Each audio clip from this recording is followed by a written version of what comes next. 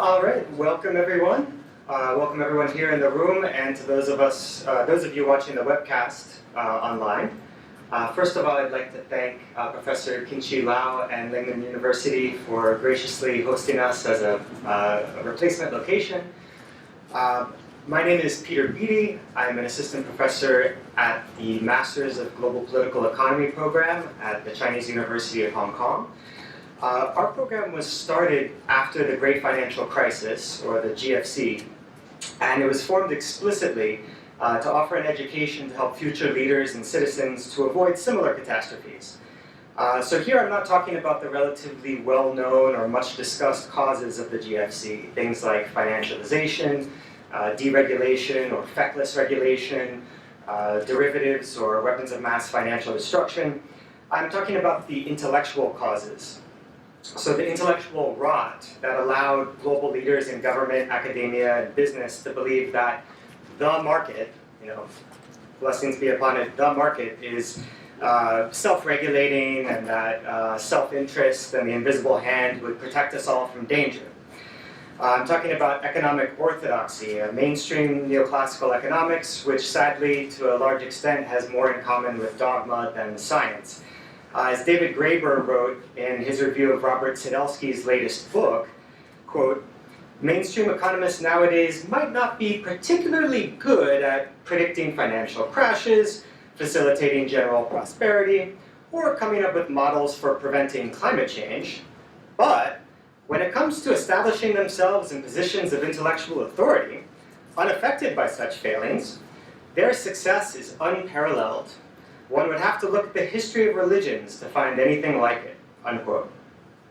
So CUHK's Master of Global Political Economy program was instituted to provide a greater diversity of perspectives to help the next generation to avoid being suckered by the conventional wisdom, and hence to avoid future such catastrophes, like most pressingly the impending climate catastrophe. I hope everyone can foster within themselves a bit of a contrarian or critical streak, following Mark Twain's advice, which was, whenever you find yourself on the side of the majority, it is time to pause and reflect. Given all of this, I can't think of a better speaker to be introducing to MGPE students, the Lingnan University community, the Hong Kong community, and netizens all over the world than Professor Michael Hudson. It was Michael Hudson's article in Harper's Magazine in 2006 that warned me about the state of the housing market in the US, so that when the GFC finally hit, I was unsurprised. Michael has long been a critical scholar and a bit of a contrarian, whose intellectual track record looks a lot better than his mainstream counterparts. This actually reminds me of a great scene in the movie The Big Short, where an angry investor in a fund that has bet all of its money shorting the US housing market asks the manager, are you saying that you know better than Alan Greenspan? To which the response was, yeah, exactly, that's what I'm saying. So this is Michael's first trip to Hong Kong, but he has a long-running connection to the city in the form of a collaboration with one of Hong Kong's native sons, Henry C.K. Liu. In fact, it was through Henry C.K. Liu's writings that I was introduced first to Professor Hudson. I was in the early 2000s, I was in law school in New York, and I naively thought that law and jurisprudence were the commanding heights of how the world worked. But after being introduced to the school of legal realism, I realized that real power couldn't be located in formal law, but in political economy. So I found Henry's writings, and he introduced me to Professor Hudson. So I first read this book, SuperImperialism, and then Global Fracture, which formed the mainstay of the talk that Michael's giving today, also updating on dollar hegemony and how it can be superseded and replaced. And then I moved on to other books like The Bubble and Beyond, Killing the Host, both of which cover how in today's world, in much of the world, finance has taken on a parasitic and economically destructive role. Then his book, Trade, Development, and Foreign Debt is a fascinating work of intellectual history on theories of international trade and investment. And then lastly, just to note one more example, America's Protectionist Takeoff is an excavation of the forgotten American school of political economy and 19th century debates over pauper labor and the economy of high wages doctrine, which, although it's covering debates that are a century and a half old, I think is very relevant today, and I would say particularly relevant for China today. Well, with no further ado, I'd like to welcome all of you to join me in welcoming Michael Hudson. Well, I feel very honored to be here, and I'm grateful to Peter and also for Qinchi Lao for having such an illustrious audience. Since the talk is about the ending of American hegemony, I have to begin by describing what it is. And the basic theme of my talk is that the precondition for any country looking for global dominance or to create an empire is the balance of payments and the ability to dominate and control the world's monetary system, because ultimately money is even more of a lever than military force, as we're seeing today. If you can control the monetary system, you can get other countries into debt to yourself, and if you can get them into debt, then you can treat them like the International Monetary Fund and the European Central Bank treat Greece or Latin America or Argentina or the Ukraine or Russia. If it likes you, like the Ukraine, no matter what form of government you have, it will call you a democracy and give you all the money you want. If you seek to become independent of American control, if you do not sell your natural resources to the United States, then you will be denied of the financial basics that you need to create your own money supply and to fund your own economic growth. So American hegemony enables the United States to stop any other country from growing by pulling out the connections of its financial system, just like it did in the case of the Soviet Union after 1991. Basically, dollarization is the ability of the United States to run balance of payments deficits without any limit at all. And since 1951, the United States balance of payments has been continually in deficit. Any other country, if you run a deficit, would have to raise its interest rates, impose austerity, and stop its economic growth. The United States has not had to do that, largely because the rest of the world needs or believes that it needs the US dollar. So the amount of US dollars, which are US Treasury obligations, their debt, the international monetary reserves of the world central banks are the debts of the United States government. Imagine if you could, whenever you went to the store, if you could simply write an IOU and get the groceries you needed, pay the rent you wanted, buy whatever you wanted, and other people would hold the IOUs, and they would use that to think that they're wealthy. They could trade them with each other, and everyone would accept them, but you'd never have to pay them off. You'll just write an IOU. That's essentially what the United States is able to do internationally. And the result is that the amount of US government debt in international reserves is 30 times the amount of China's RMB and 3 times the amount of euros.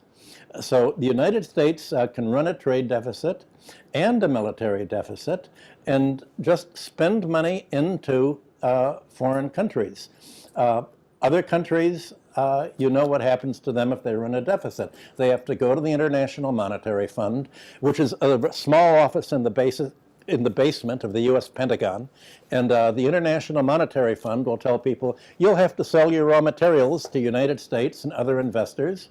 You'll have to buy your food and agricultural crops from the United States, not grow them yourselves. You will have to become dependent, or else we will make you look like we made Cuba or Iran or Venezuela look like. We will make you an outcast of the world monetary system. So basically, it's your money or your life. That is the deal that's being made. Why doesn't this happen to the United States? And the answer is that the dollar's unique status. Here's what happens. The United States will begin spending money on its 800 military bases around the world, and it will import manufactured goods from China and other countries that it no longer produces. When it spends these dollars, the dollars are received by Korea, other countries, and the recipients take the dollars and they turn them into domestic currency because that's what other countries use, and they get the domestic currency from their central bank. So they turn the dollars over to the central bank that now ends up with these dollars. Well, what does the central bank do with it? Until 1971, they would buy gold. And if they would buy gold, the U.S. would have less of them. But now the foreign central banks don't buy gold. They don't buy stocks or private sector bonds. They really don't have much of a choice to do anything except buy U.S. Treasury bonds. So when they buy U.S. Treasury bonds with them, they send the money back to the United States. It is recycled back into the U.S. government. So the U.S. government spends on military account. This gets into foreign economies. Their central banks turn them back in. And that is what has created the whole Western world into a dollar area. Everybody using the dollars. And for foreign central banks, Russia, other countries, even China for a while, these dollars and their reserves enabled them to expand their economy, to spend abroad, and continually grow. What is unique is that the larger the United States balance of payments deficit becomes, the more dollars are spent abroad and recycled to fund the domestic budget deficit. So the government doesn't have to borrow from the United States citizens and investors. It doesn't have to print the money. It gets the money to fund its military spending, which is the main factor behind the budget deficit, from other countries. So other countries are actually paying for these 800 military bases and are paying for the U.S. encirclement of them, which the U.S. will use in case other countries seek to misbehave and withdraw from the dollar area. So this is essentially a way of making other countries pay for U.S. policy. And what does the U.S. policy want? It can then go to other countries and say, we want you to follow our neoliberal policy. And the policy is privatization. They have to sell off their public domain, their public infrastructure, their electric utilities, their raw materials, their oil, to American buyers. And the hope is that when foreigners buy a U.S. Treasury bond, they get less than 1% interest. But when Americans buy foreign, private investors buy foreign industry, the idea is they can make at least 25% per year. I did a study of the balance of payments of the oil industry in 1965, and every dollar invested in foreign oil in balance of payments terms was recovered within 18 months. So you have a in 1 year, you recover all the money, and it's a constant doubling time. The plan of the United States at that time in the 1960s, and the argument put before the oil industry to Congress, which I actually was hired to write, was if we can make so big a profit on other countries, pretty soon we will get so much investment from them that we can afford to spend our money abroad and maintain our military control of them so that nobody would dare withdraw from the system. So that's basically the system we have today. And it's counterintuitive. It's not fair, and you won't find it in economics textbooks, because economic textbooks say how everything that exists is inevitable and the result of equilibrium and the best of all possible worlds, otherwise we'd have a different world. Well, it's not inevitable, and I'm going to spend the rest of this talk explaining how we got here to this situation, so you know how to get out of it, if indeed you want to. Basically, the problem began in World War I and intensified in World War II. World War I was basically a fight between a finance capital countries, Britain and France, arming to prevent what they thought was a threat, and that was a threat of socialism, specifically state socialism of Germany and Central Europe. What made Germany and Central Europe different from England, the United States, and France was that there was a unity between the government, heavy industry, very largely based on armaments and building ships and a navy, and banking. And the difference between German banking and Central European banking and English banking was the difference between short-term and long-term. The government representatives and the bankers would get together with the industry and say, how much credit do you need to grow? When German banks would invest in a company, they, unlike the British banks, they would not ask all your dividends should be paid out quickly. They'd say, don't pay out the dividends to investors. We don't want the dividends. We want your company to grow and to take our gain in the form of capital accumulation. By contrast, in 1914, the British financial press began to publish warnings saying they feared England would lose the war to Germany because of financing. Its banks wanted quick payouts. The stock market was hit and run. It was basically rife with fraud, and the stock market people would put investors into a company and then just sort of leave it there. There was no long-term growth and no work between government and finance and industry together. That was what they called the free market. Germany realized that to develop, it had to do just what the United States did, and what I described in America's Protectionist Payoff. You need the government to invest in basic infrastructure to lower the cost of doing business. That if the government would run your transportation system, your telephone system, your communication system, it could provide services at cost or at a subsidized basis or freely. Public health, healthcare, medicine, all of this was viewed as a capitalist policy, and at that time, people thought that industrial capitalism was going to evolve into socialism of one form or another. There were many kinds of socialism. There was state socialism in Germany, run by the heavy industry. There was anarchic socialism. There was Marxian socialism. There was the old-fashioned David Ricardo, John Stuart Mill land tax socialism to free capitalism from the landlord class. Everybody before World War I believed that the tendency in every country was for government to play a larger role.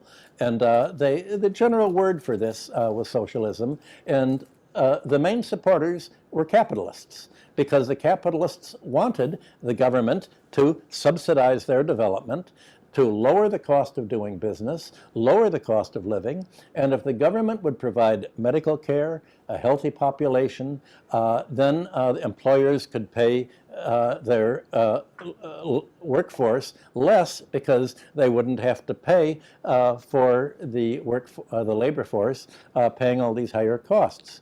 Well, it seemed to be that Germany, as an economic system, was destined to dominate the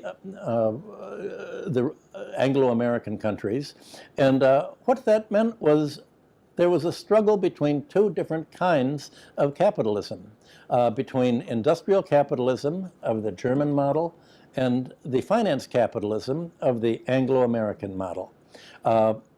What changed matters, of course, was that the United States entered the war on the side of England, largely because the American financial system had changed away from industrialization towards the British system. And the day just before America entered the war, J.P. Morgan went to the White House and convinced the President Wilson that indeed we had lent so much money to England to buy armaments that if we were going to collect the money that England owed us, that we sold them on credit, we would have to go to war and make sure that it won so it would have enough money to pay the American arms exporters. I go over the story in great detail in SuperImperialism. Well, the problem, America did indeed come in, destroy Germany, and the problems all began when the peace occurred.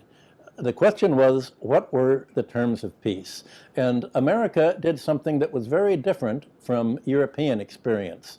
When England went to war against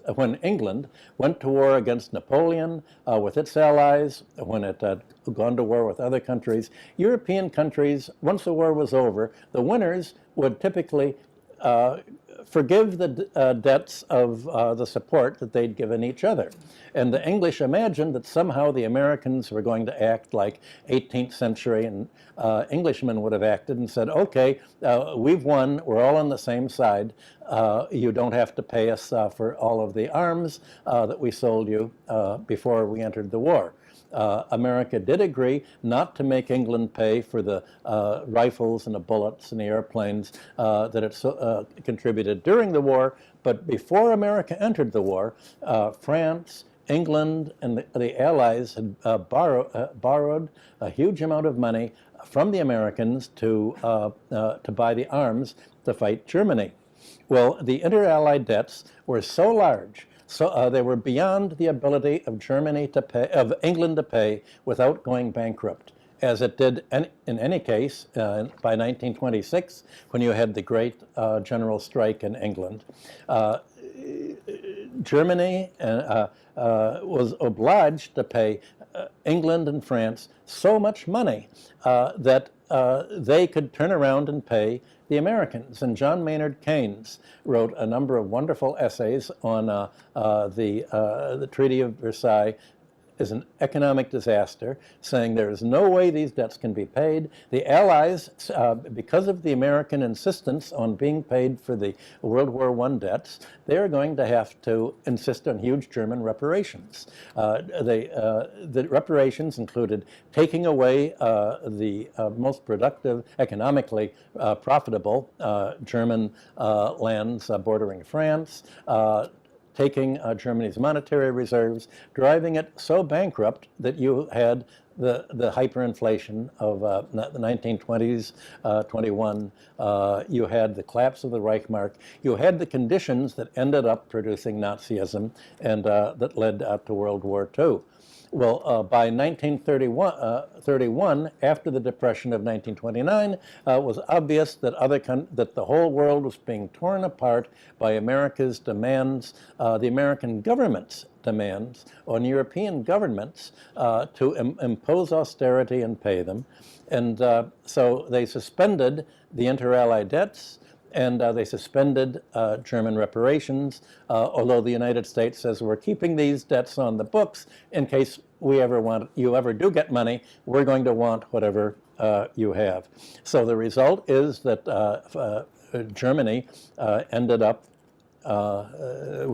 with Nazism. Once again, England and France realized that there was a fear of German growth, and the result was another war between England, France, and Germany, with America joining in. And this time, the American strategy against England was very different from what it was in World War I. President Roosevelt and his cabinet did not like England very much. They thought, we can use World War II as an opportunity to break up the British Empire, and we can pick up the pieces. And by making England indebted to us again, as we did in World War I, we can make it settle the debts by breaking up the empire and following an American-centered world, this time with free trade, now that we have all the gold. Well, by the time World War II ended in 1945, America had not only half of the world's monetary gold, that is the gold in central banks, but it had the largest industrial capacity in the world because it had built up all this industrial capacity during the war to provide the arms to fight Germany. Well, by 1950, the American trade surplus and domination had grown so much that it had accumulated about 75%, 3/4 of the world's monetary gold. The rest of the world, Europe, Asia, Latin America, were all put sort of on rations, and they were being stifled in their growth while the United States was taking off. Then a great change happened, an about face. For the first time, in 1950 and 51, the United States balance of payments went into deficit because of because of the Korean War. And the Korean War was so expensive that it started what would last for 3 decades, where the entire U.S. balance of payments deficit was military in character. In the SuperImperialism, I have a chart, and I show the private sector was just exactly in balance in the 1950s, the 1960s, and onward. The entire deficit was military in character. This became even more serious after 1962 in the Vietnam War. What happened was after Roosevelt died, after being reelected for his 4th term,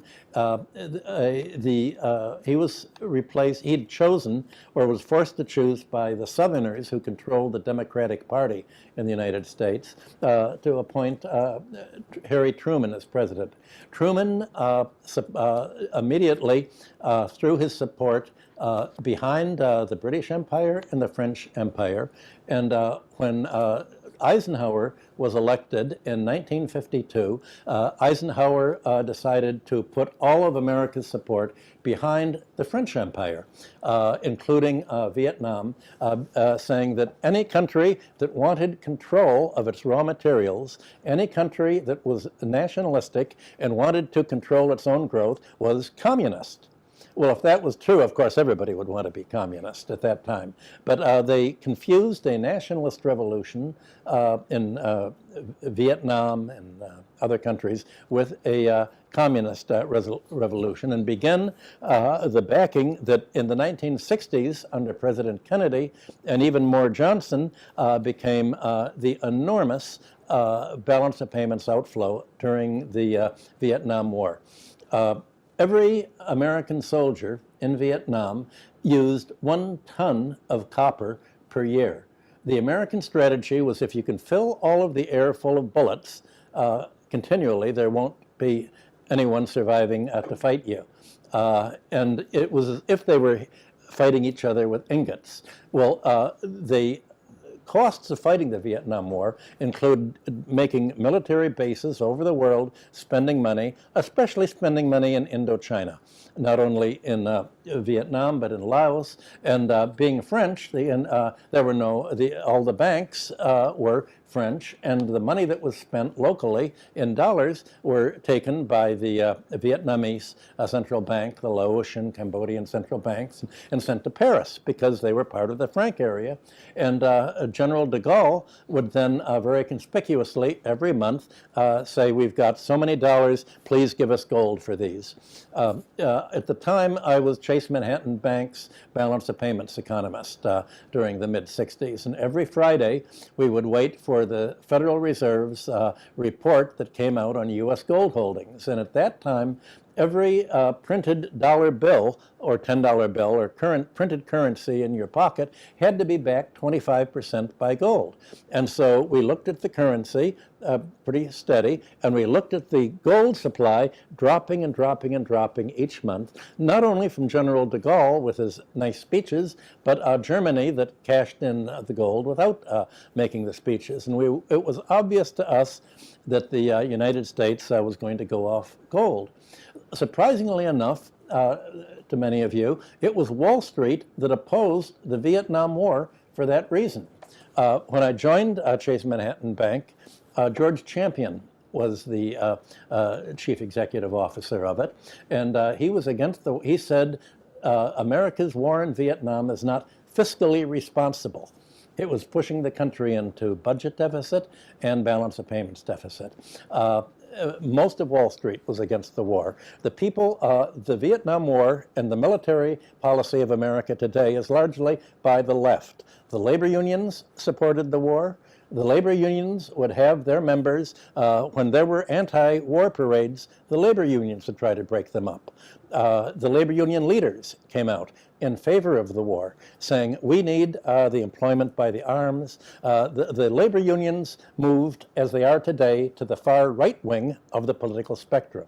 Wall Street moved to the relative left wing of the political spectrum and remained there for a decade. Well, finally, the time came by 1971 when America ran out of gold, and it said we're not going to sell any more gold at $35 an ounce. They closed the London gold pool where they'd been doing all of the selling and went off gold. And that created a lot of worry in the government because imagine, ever since World War I, America had dominated the world by having most of the gold. It had the gold, and therefore the monetary base, and other countries didn't have it. It thought, now what's going to happen? There were forecasts of it running a balance of payments deficit, and it said the dollar is going to go down and down. There's going to be hyperinflation. We've lost it. I didn't think that would happen, and I wrote my book, SuperImperialism, to show that without getting gold, what were central banks going to do with all of these dollars that were being pumped into the world monetary system? Well, I said they only have one choice. They're not going to buy U.S. stocks. They're not going to buy U.S. companies. They're not going to buy real estate. They're going to buy treasury bonds. And instead of the gold standard, we now have a U.S. treasury bond standard. And I gave a speech at Drexel Burnham for their annual meeting saying this. And Herman Kahn, who was a military strategist, you may know him from the movie Dr. Strangelove that was based on him, immediately hired me and told me that the largest purchaser of the book, SuperImperialism, 2,000 copies, was the Defense Department and the CIA. And they looked at it as a how-to-do-it book. I had thought that socialists would read it, but the socialists wanted to say, America's weak, we won, it's ended the war. The Defense Department said, my God, you've showed us how we've pulled the biggest ripoff in history. This is wonderful. They gave the Hudson Institute an $85,000 grant for me to explain superimperialism to them, and I quickly became the highest paid American economist in North America by going around explaining all of this. Much to my surprise, I thought somehow some other country is going to do something about this. It was translated into Spanish, and I know the Russians were working on it. But what happened was that all of a sudden the world became more dependent on U.S. government debt than they had become dependent on gold. Well, now you can fast forward. This is in 1971 and 2. Well, in 1973 and 4, you had what's called the oil war. It really wasn't the oil war. It was the grain war. The Carter administration and the U.S. administration said we looked at the trade figures of the United States, and the basis of America's foreign trade, the strongest sector is agriculture. That's outperformed industry, outperformed absolutely everything. And they quadrupled the price of gold, and then Saudi Arabia and the OPEC countries retaliated by quadrupling the price of oil. And so the United States wondered what to do. I was brought down to the State Department and the U.S. Treasury and met with the heads of Standard Oil, who had joined the Treasury as their officials, which is appropriate because oil is the balance of payments and the Treasury, and that was my old friend. And he said, we've made a deal with Saudi Arabia. You can charge whatever you want for your oil, but you have to take all of your trade surplus and you have to reinvest it in the United States economy. We won't let you buy any American company because you're Arabs and we're not. But you can buy 1 million shares of every country on the Dow Jones average. You can get minority shares, and the rest you'll buy Treasury bills. And Saudi Arabia agreed, and as they have ever since. Then in 1975, you had, 78, I'm sorry, you had the Iranian Revolution.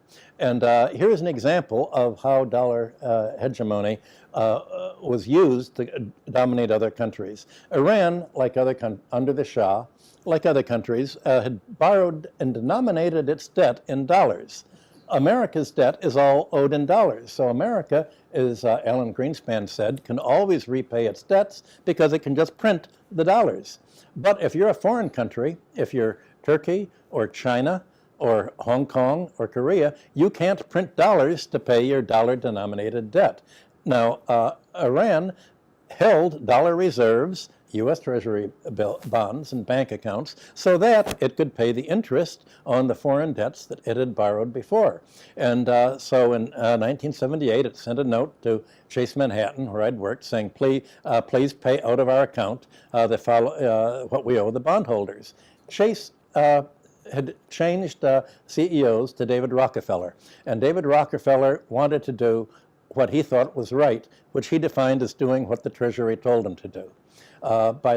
Chase Manhattan is very different from Citibank at that time. Citibank was always trying to make money for itself. David Rockefeller was essentially had thought of becoming Treasury Secretary, but wanted to do what the government told him to do, thinking that was good citizenship. And so he said, okay, we're not going to pay the money out of Mr. Khomeini's account now that we don't like Khomeini, we like the Shah.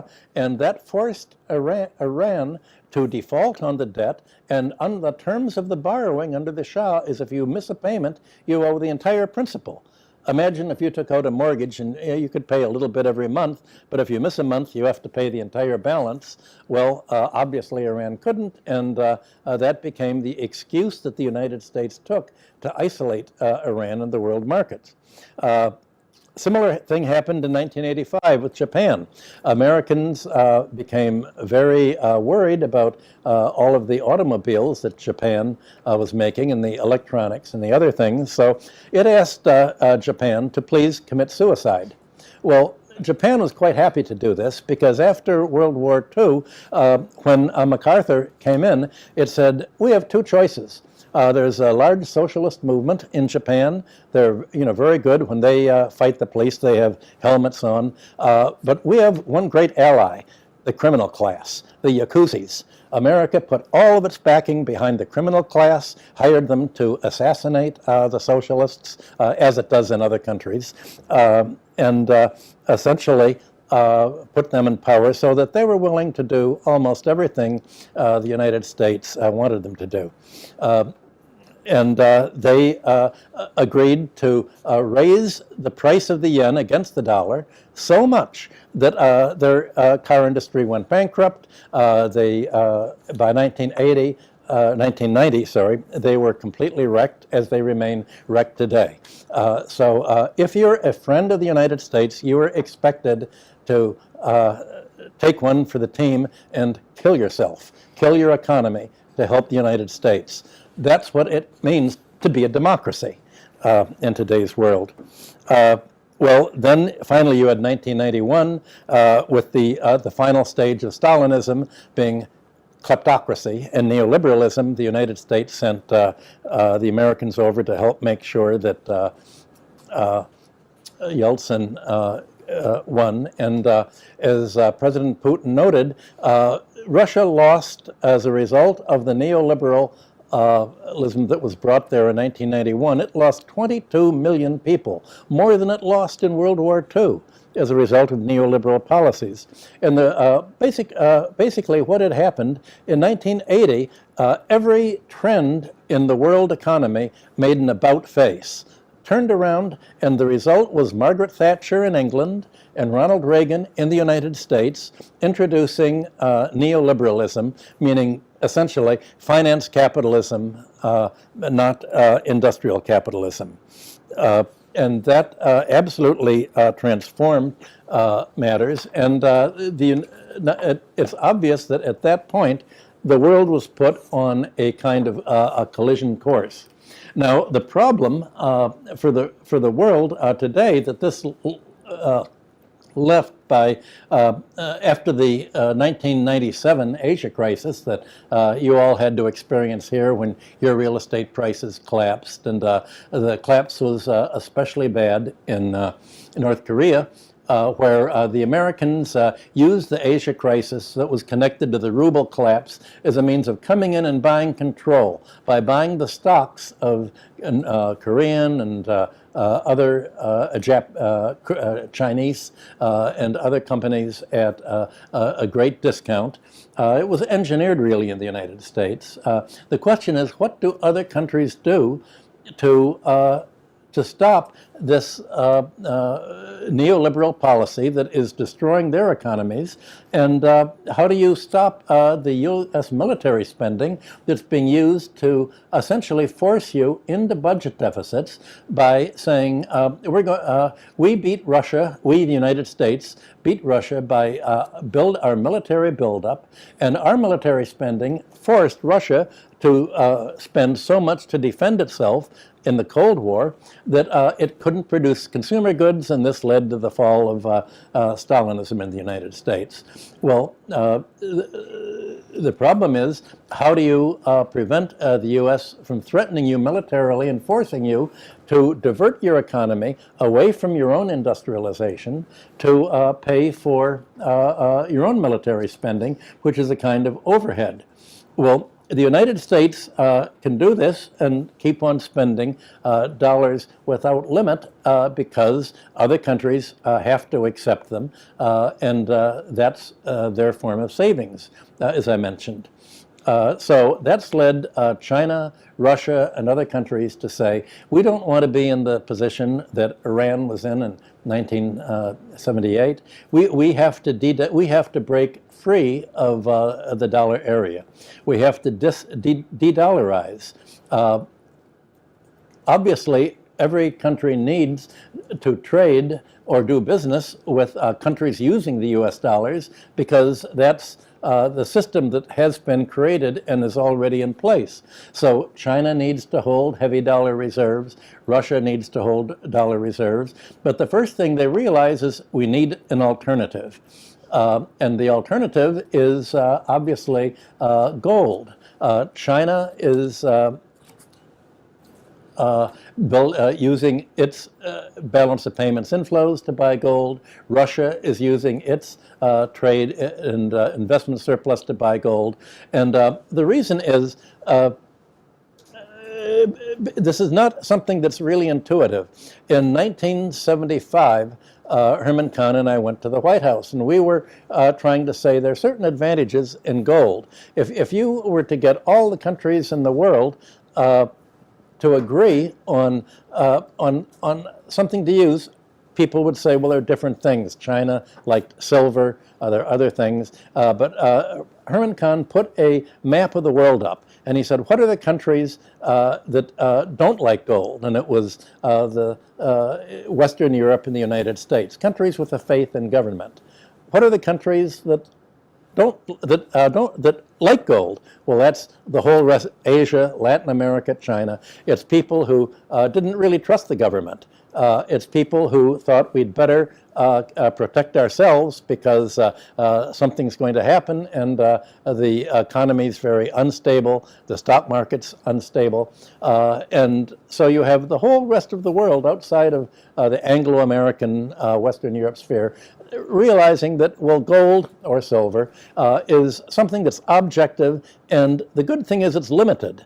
I argued that gold was a peaceful metal because if you had the pre-1971 gold exchange standard, when a country like the United States would spend military funds abroad, it would steadily lose gold, and it would lose its ability to control the world monetary system. Countries gaining gold, like China, Russia, the Shanghai Cooperation Organization area, by shifting to gold, you're restoring control of the world's monetary system for yourself. Now, there's a difference between de-dollarization and actually avoiding the dollar in making your currency a reserve currency. De-dollarization is looking for an alternative.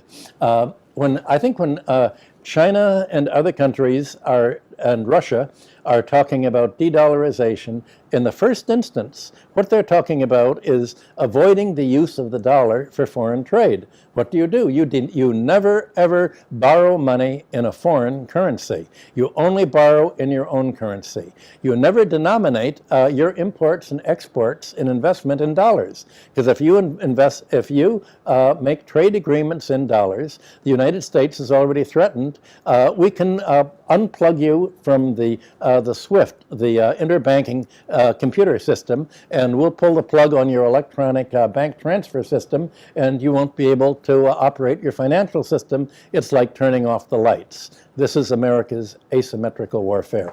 But if you denominate your trade, investment, tourism in your own currency and your debt in your own currency, then if the IMF tries to mobilize an economic raid on your currency and push it down, where you'd have to pay more and more and more of your currency to raise the dollars to pay the dollar debts, you're immune from this. You can simply always pay your debts in the currency that you print yourself, whether it's RMB or Hong Kong dollars or any other currency. So the first step is to avoiding the use of the dollar, but to make your country a reserve currency, you'd have to do what the United States did.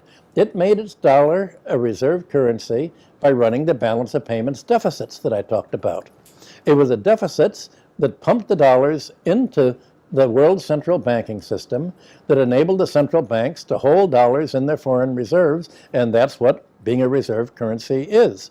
I don't see much opportunity for China or Russia to run a balance of payments deficit right now. They're accumulating dollars, and so if you have the RMB or the ruble as a global reserve currency, how are other people going to get the RMB or the rubles if you're not spending it, if you're not importing from them by running a trade deficit with them, if you're not investing with them and having a investment outflow, buying control of their resources, or spending tourism money or military money there?